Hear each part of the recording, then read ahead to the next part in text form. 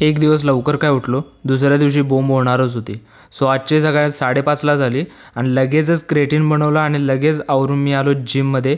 जिममध्ये आज होतं shoulder. So restart day 18 for shoulders. आज फॉर अ चेंज म्हणून स्मिथ मशीन ट्राय केली. स्मिथ मशीन एवढं काय वाटलं नाही मारावं असं व्यवस्थित.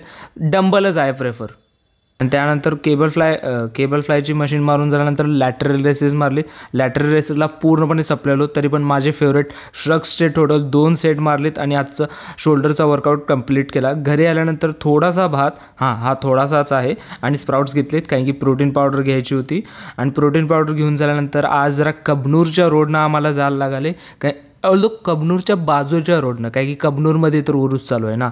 सो कॉलेजला आल्यानंतर बटरमिल्क ताक आणि भात वगैरे ते घेतलाच. आणि संध्याकाळची कॉफी एन्जॉय केलो कॉलेजमधनं आल्यानंतर. कॉफी नवीन आहे त्यामुळं जरा बघायला पाहिजे. आणि मेडिटेशन सोडणार असं तर काय होणार नाही. घरी आल्यानंतर मेडिटेशन केलं आणि रात्रीच्या जेवणासाठी ताक आणि एग्स आणि सॅलड घेतलेलं. आय नो भात संध्याकाळचा बंद करावलं आहे कारण की 2 टाईम सकाळी होतच आहे भात.